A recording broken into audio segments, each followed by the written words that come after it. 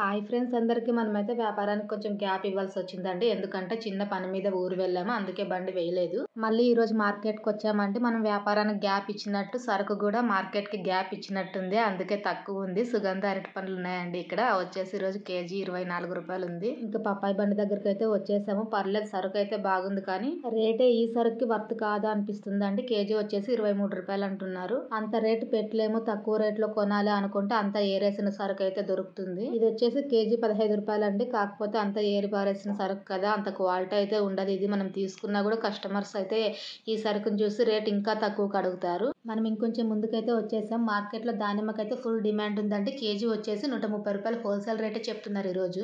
ఈ రోజు అన్నింటికన్నా పెద్ద మొత్తంలో వచ్చింది అయితే స్పాంజ్ జామకాయలు. బాక్స్ 450 చెప్తున్నారు. ఫస్ట్ క్వాలిటీ అయితే కాదండి, డ్యామేజ్ ఎక్కువగా వెళ్తుంది దీంట్లో. ఇంకా కర్బూజా పండ్లు అయితే వచ్చినాయి, పెద్ద మొత్తంలో అయితే కాదండి, వచ్చింది ఒకటే లాట. బాక్స్ వచ్చేసి 230 ఉంది. స్పాంజ్ జామకాయలు అయితే డ్యామేజ్ చాలా ఎక్కువగా ఉన్నాయండి. ఒక రేటు మాట్లాడుకొని తక్కువ రేటుకి తీసుకున్నా కూడా ఇందులో సగానికి సగం డ్యామేజే వెళ్ళిపోతుంది. దానిమ్మ పండ్లు చూడండి, అక్కడేమో కేజీ 130 రూపాయలు చెప్తున్నారు, ఇక్కడ చూస్తేనేమో కేజీ 145 చెప్తున్నారు. అంటే ఫస్ట్ క్వాలిటీ అంటే చాలా బాగుంది ఇది.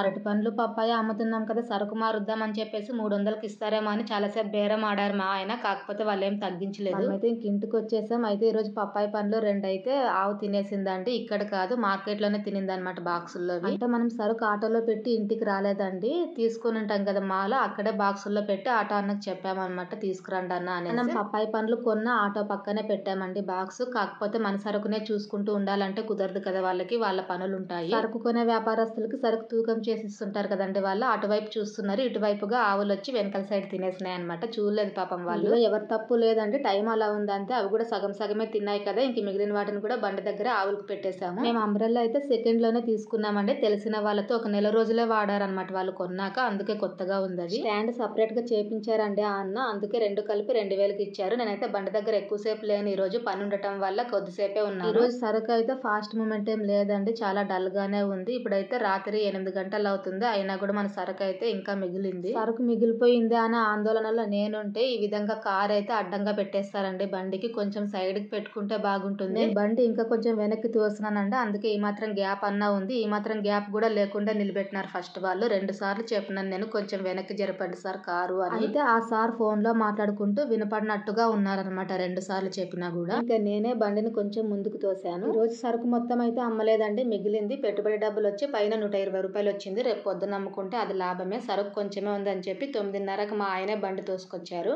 ఇది రోడ్డు కదండి, ఇంకా వెహికల్స్ నిలబెట్టడం మామూలే. ఈ వీడియో నేను పొద్దున్న షూట్ చేస్తున్నానండి, స్టాండ్ చూపించడానికి. అదైతే రెడీమేడ్ లో తీసుకున్నది కాదు, సపరేట్ గా చేపించింది. 500 ఖర్చు వచ్చిందంట ఆ అన్నకి. ఇది ఉండటం వల్ల పెద్ద గాలి వచ్చినా కూడా గొడుగు అనేది భద్రంగా ఉంటుందంటే అది యూస్ దీని నుంచి. వీడియో నచ్చితే చిన్న లైక్ చేసి సబ్స్క్రైబ్ చేయండి friends. Thank you for watching. Bye bye.